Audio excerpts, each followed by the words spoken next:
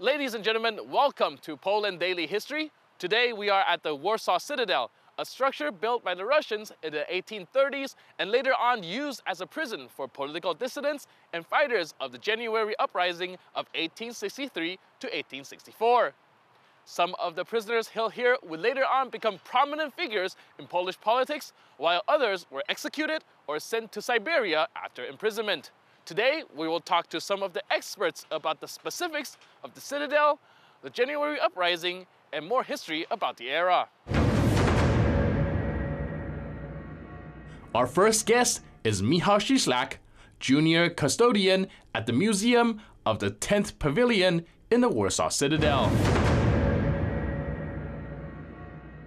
Following the fall of the January Uprising, a lot of the Polish insurgencies find themselves abroad in other countries as immigrants, perhaps. And I was wondering if you can tell me more about it.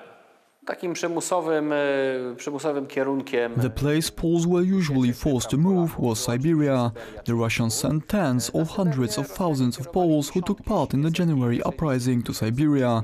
This was done first and foremost as a form of punishment, since the freedom fighters sent there were locked in shackles, tortured, beaten, humiliated and forced to work in inhumane conditions. Ze wszystkich sił. To po pierwsze miała być kara, ale po drugie Rosjanie zdawali sobie sprawę, że Polacy są osobami pracowitymi. Apart from that, the Tsarist authorities knew that Poles were a hard-working nation, so they were perfect for colonization of that remote area.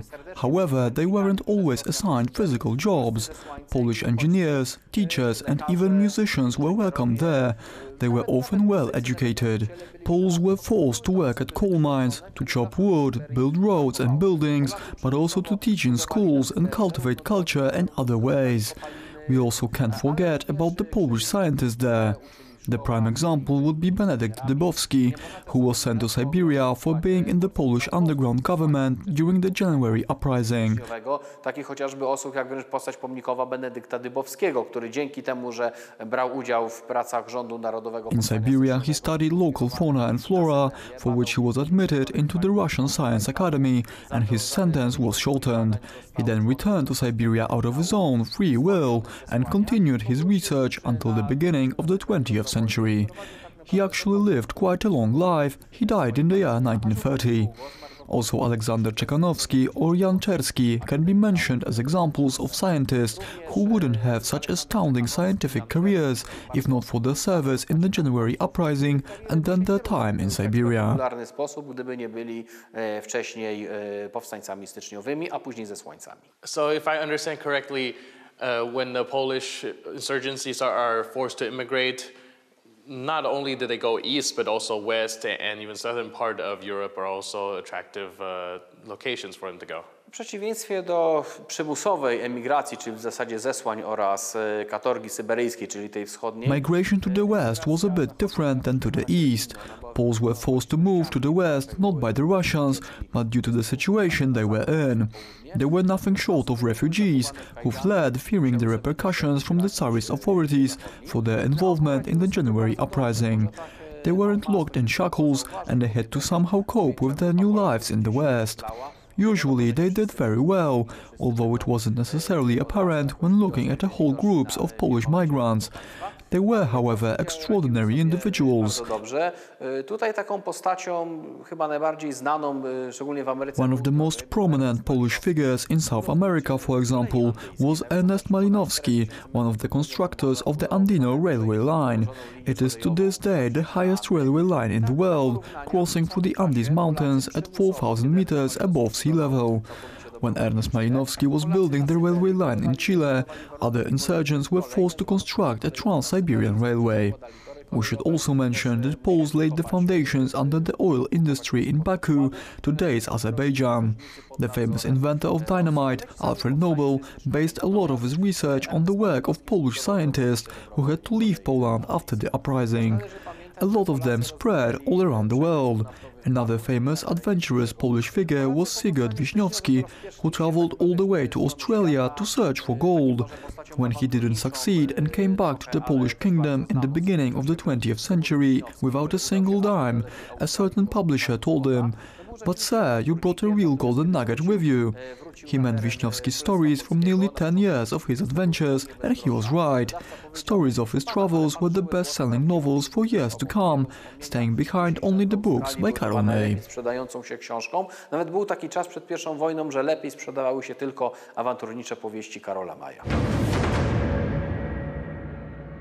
Rebellion against oppressive regimes often come at the cost of repression. As an aftermath of the January uprising, the Russians exercised an even stronger grip on the Poles. The conditions worsened and many Polish citizens had to flee the country. Joining us is Dr. Krzysztof Jabłonka, detailing the added pressure exerted by the occupying forces, the scattered population, and their whereabouts. When the January uprising was eventually put down by the Russians, there was repressions going on in Poland, and I was wondering if you know how many Poles decide to flee the country, immigrate for their own well-being. Represje władz carskich narastały. Repressions of the Tsarist authorities have been growing along with the uprising's duration. We experienced the biggest apogee when the Tsarist general, former Decembrist Mikhail Muravyev, who was very scared and devoted to the Tsar, took power in Lithuania. He was nicknamed Hangman because over 146 people lost their lives from his personal order. When the uprising dies down, two forms of emigration arise. The forced one, which is called exile or expulsion, in the form of convicts who had the word kat tattooed on their faces, as an abbreviation of the word convict. The second form was the so-called pasielieńcy, so the people who had to live in Siberia, but they weren't shackled or imprisoned.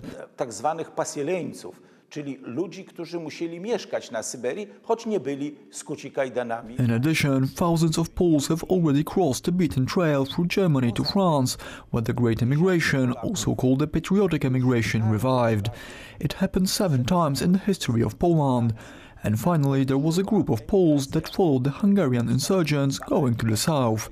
Poles brought the culture to the Bulgarian state, which didn't have doctors, teachers, and Poles with Bulgarians communicated very easily because of the Slavic language.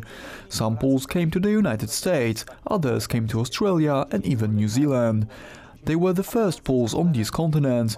It is fair to say that about 40,000 Poles were going there on their feet. It took about 6 months to get to Siberia. 6 miesięcy na Syberię dotarli aż do najdalszych jej zakątków nad Amur. They got to its farthest corners, so to the Amur River, to the Nertyńskie Basin, where were gold mines in terrible conditions. Besides, many of them didn't survive, didn't get out of these salt mines in Irkutsk or in Opole, where they had to extract salt in the cold, or they died from tuberculosis and different severe diseases. 20,000 of them returned. Tsar quickly realized that the Poles would simply have a great number of martyrs, and after a few years he gave an amnesty. Those who weren't directly accused of participating in the uprising, so for example the families of those who participated, could come back. There were also cases where wives left and voluntarily went with their husbands. They established family nests where they were settled.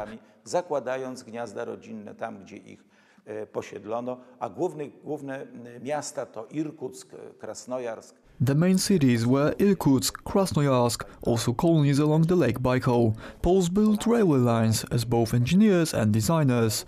A famous place near the Ob River, the town in the center of Siberia, which was used to call Novonikolayevsk, now called Novosibirsk, was the place where Poles constructed a 4-kilometer-long bridge across the river. Also the city of Tomsk was the main place where Poles were expelled, and in turn they founded the first university of Siberia. Polacy założyli pierwszy na Syberii uniwersytet.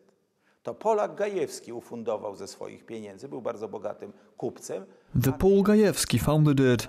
He was a very rich tradesman.